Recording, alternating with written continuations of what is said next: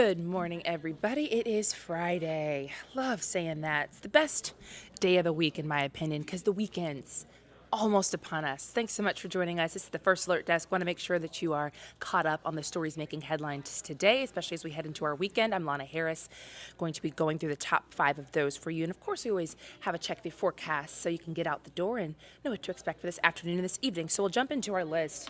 One is a story that we talked about throughout the newscast, but we got an update about 30 or so minutes ago. So this is breaking news for you this morning.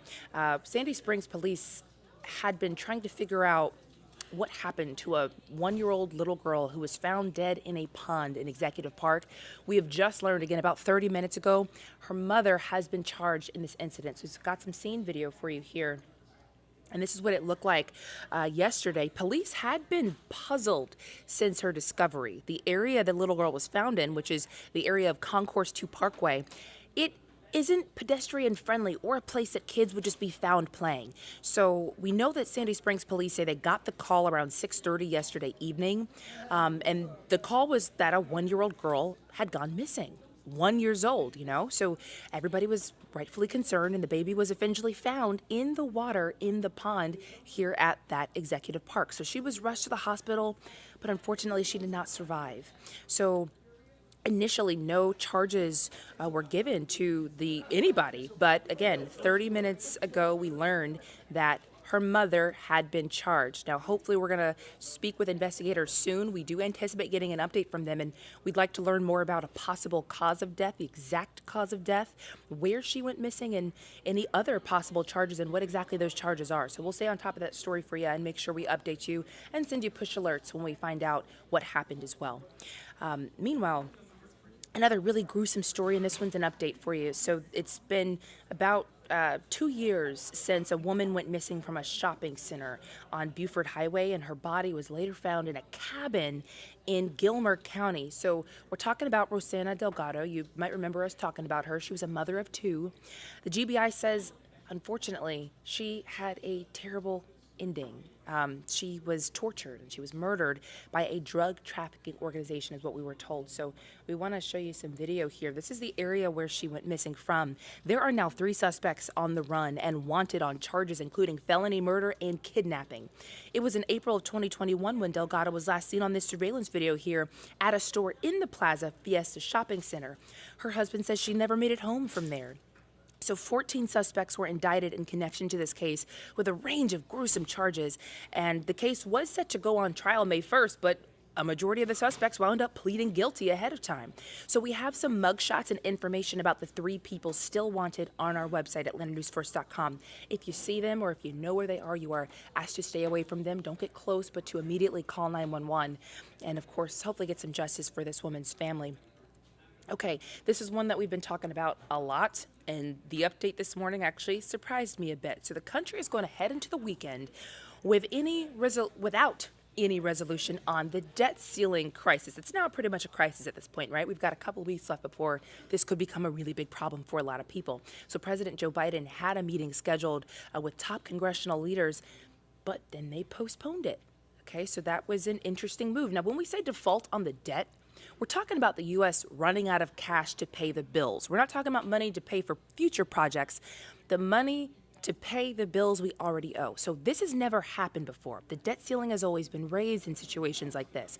So there are, of course, a lot of problems that could come if this happens. One of them would put the American dream of homeownership seemingly in an impossible state. The real estate industry is already reeling. It's already hard out there.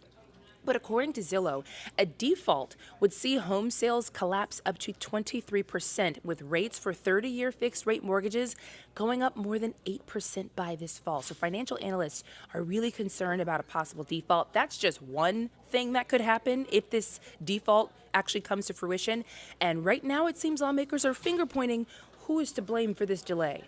I have not seen from there a seriousness of the White House that they want a deal. It seems like they want a default more than they want a deal.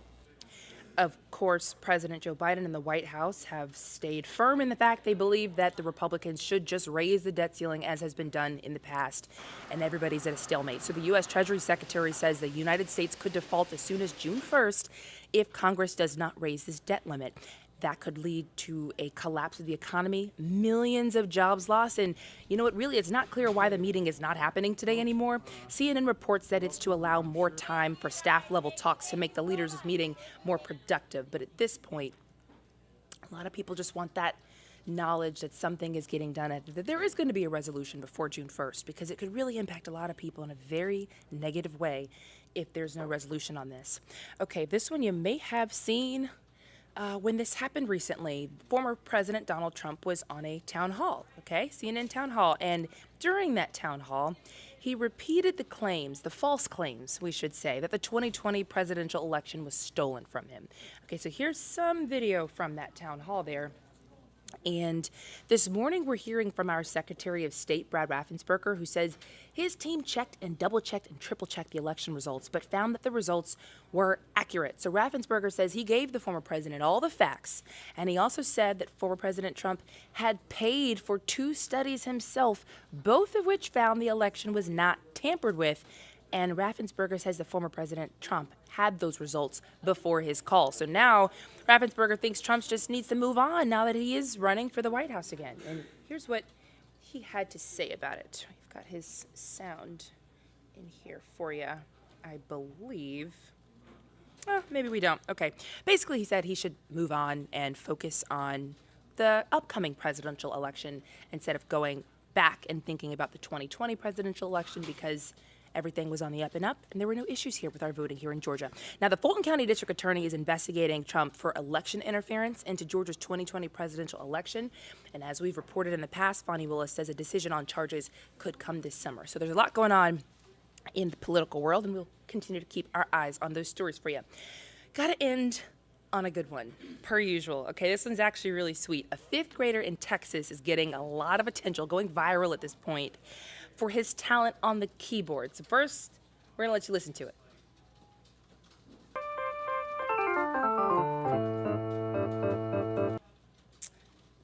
Yeah, okay, that sounded good. It sounds like Little Brooks, which is really funny. See that gospel, that organ there. So his name is Trey Narcisse. He went viral thanks to this video of him playing in front of his neighborhood friends. So Trey will sometimes freestyle, he will play them some gospel music, and more than 3 million people have watched the video. Here's what he had to say. I'm surprised because I never knew that this day would come. I knew it would come, but not this early. Music, it helps your mind and it soothes you. Yeah, so Trey actually started playing the drums when he was 2 years old. He got a piano 6 months ago, and look, he's already that good, right? So his talent has gotten celebrities like producer Tay Keith to notice him and give him a new piano, new speakers, a new MacBook. Love to see that support like that. So Trey says he wants to be a musician and own his own studio and tour the world and meet Chris Brown. So very sweet story. Good for you, Trey.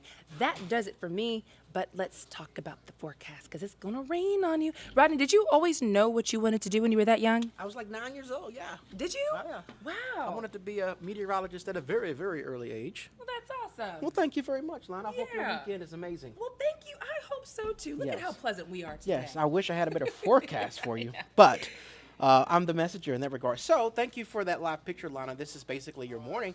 Cloudy skies across the region right now. We're not seeing a lot of rain, but spotty showers are slowly starting to develop, and we're going to increase that shower coverage through the rest of the morning. So that'll be our story this morning. I want to take you right now to First Alert Radar. You can see that rain that's actually west of us in Alabama. Again, just a couple of spotty showers here right now, so we're in good shape here. But that will change throughout the course of the day. So let's walk you through that high-resolution forecast model. Later on this afternoon, as you'll see, we will see some scattered showers and storms. This won't be a washout, I want to say that, but you're likely to be impacted at some point this afternoon or evening. That's why we decided to first alert this, because we know it's a Friday. You got plans this evening, so just know that that potential will be there for some rain. Do not let that catch you off guard. Here's one piece of good news. We are lowering our temperatures a bit this afternoon. So we had some rain earlier this morning. And so the highs will only be in the 70s today instead of the 80s. That will actually help to limit the severe weather potential. So even though we could, in fact, see some lightning this afternoon and evening, not really forecasting any severe weather. So that's good news. But again, just have that umbrella ready to rock and roll, because scattered showers and storms will be possible throughout the afternoon and evening. What I want to do now is show you kind of our setup, because this weekend will be interesting. We have been talking all week long about the heat that is coming this weekend. So on Saturday, the center of our upper level high, the upper level high is what's responsible for the heat.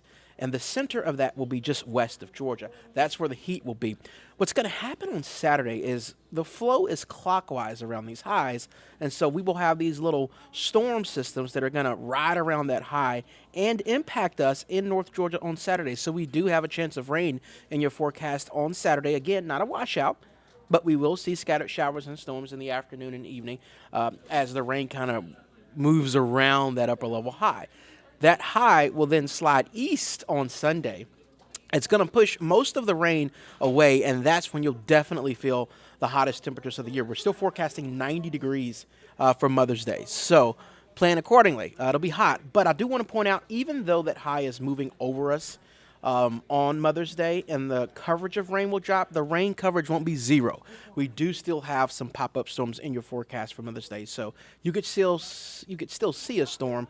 The coverage will just be lower on Mother's Day compared to what we're seeing today and tomorrow. Definitely hot. So here's your 7-day forecast. And before we even get there, I want to show you the model for Saturday. I was talking about how the rain is going to move around that high pressure that's west of us. It's going to move south into metro Atlanta. You'll see that throughout the course of the afternoon on Saturday. And again, just like today, it's not a washout, but that rain will be out there, so just keep that in mind. We put it all together for you. Today is a first alert. We do have a 50% chance of scattered showers and storms in your forecast the entire afternoon and evening. Again, it won't be a washout, but that potential will be there. So just have the umbrella handy. Not really forecasting any severe weather, but we did drop the high today to 76 degrees, so not quite as warm today. Saturday, a 40% chance of scattered showers and storms. Notice how there's not that big a difference in coverage, so we will see pop-up showers and storms Saturday afternoon and evening. The high is going to be hotter on Saturday at 86 degrees as that area of high pressure kind of gets closer and closer to us. And then Sunday we'll drop the coverage to 30% and the high is 90 degrees. Monday we have another first alert because we're going to see our coverage of rain pick up a little bit. There's going to be a front that's going to come in, and as it gets close to us, we'll see more showers and storms. So you're more likely to get wet on Monday, which is why we first alerted that. And it looks like this front will do its job. Okay, it'll bring our temperatures down a little bit. Instead of 90 on Sunday, we'll drop into the low 80s next week. But more importantly, it's going to bring some drier air in. So Tuesday, Wednesday, and Thursday will be dry next week. So we'll have a nice little stretch of days next week where we won't have to worry about any rain. That'll be Tuesday and beyond. But first alert for today for some storms this afternoon and evening, and same story for Monday. So just keep that in mind if you have any plans. And First Alert Chief Meteorologist Jennifer Valdez is working on your forecast for Atlanta News First at noon. She'll have that coming up for you soon. In the meantime, we hope that you guys have an amazing weekend. Happy Mother's Day to all the moms. And till next time, we'll see you soon.